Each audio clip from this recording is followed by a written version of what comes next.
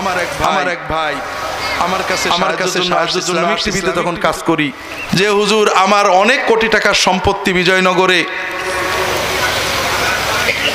একজন ডেভেলপারকে দলিল দিছি, এখন দলিলও দিচ্ছে না, এগ্রিমেন্টও করছে না, টাকাও দিচ্ছে না, বোধহয় হুজুর দলিলটা আমার মার গেল, জমিটা আমার শেষ।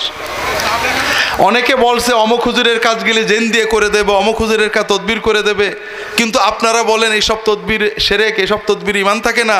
আপনার কাছে আসছে হুজুর, একটু বলেন তো কি করব।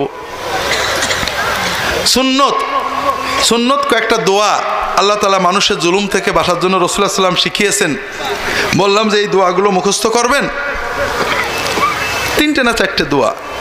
তাহাজ্জুদের সময়ের দোয়া আল্লাহ কবুল করে, পারলে, না পারলে এমনি নামাজের সময় পড়বেন, সেজদায় যে পড়বেন, অর্থ বুঝে কানবেন, হাত তুলে কানবেন। আর যদি পারেন তাহাজ্জুদের সময় উঠে তাহাজ্জুদের সেজদায় তাহাজ্জুদ পড়ে হাত তুলে আল্লাহর কাছে এই দোয়াগুলো পড়বেন, পারলে একটু কানাকাটা করবেন। মাসখানেক পরে লোকটা এসে বলছে, হুজুর আলহামদুলিল্লাহ ওই লোকটা আমার দলিলটা দিয়ে চলে গেছে। কথা বোঝেননি? আপনারা খুশি হলেন না বেজার হলেন? লোকটা একটা বড় নেয়া কয়েক কোটি টাকার দলিল ওই ডেভেলপার ওর বাড়িতে দিয়ে চলে গেছে। তা বললাম তো আলহামদুলিল্লাহ, খোঁজ খবর। বলে না হুজুর মনটা ভালো না। তো কেন?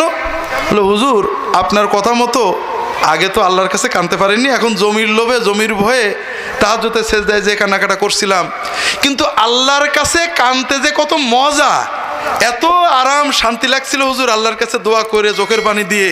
এখন আমার মনে হয় আরো 6 মাস যদি দলিলটা না পাইতাম আর আল্লাহর কাছে কানতাম, তাহলে বোধহয় আরো শান্তি লাগতো। তা আপনি যখন বিপদে আপদে আপনি আল্লাহর প্রেমে কানতে পারেননি, কোনো সমস্যা নেই, মায়ের মহব্বতে, ছেলের মহব্বতে আল্লাহর কাছে চোখের পানিতে কেঁদেছেন, এটাতেও আপনি অলি হয়ে যাবেন। কিন্তু আপনি কানলেন না। আমরা 40 জনে দোয়া নুস পড়ে আসলাম, কি হলো? হয়তো আল্লাহ আমাদের দোয়ায় আপনার কিছু দিতেও পারে, নাও পারে, কিন্তু আপনি কিছু পেলেন না। কথা কি বুঝতে পেরেছেন? এরকম আরো অনেক সিস্টেম আছে সমাজে চালু আছে, যত সিস্টেম।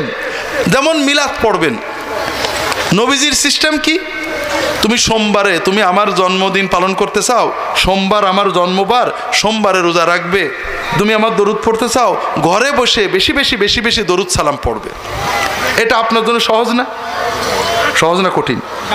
সোমবার আসলে রোজা রাখবেন, কারোর ডাকাও লাগছে না, কিছুই না, যদি সুযোগ পান ঘরে বসে দরুদ সালাম পড়বেন। আমরা বললাম না, ওইটুকু হবে না, আমাদের দাওয়াত দেবে, আমরা যাব, কিছু দোয়া দরুদ পড়ে মিলাদ সালাম পড়ে আসবো, আমাদের কিছু যতটুক পারো অন্তত কিছু দেবে। আপনার সুবিধা কোনটে আর আমাদের সুবিধা কোনটে? এটা কার সুবিধা? তো যাই হোক, এটা বিস্তারিত বলা যাবে না।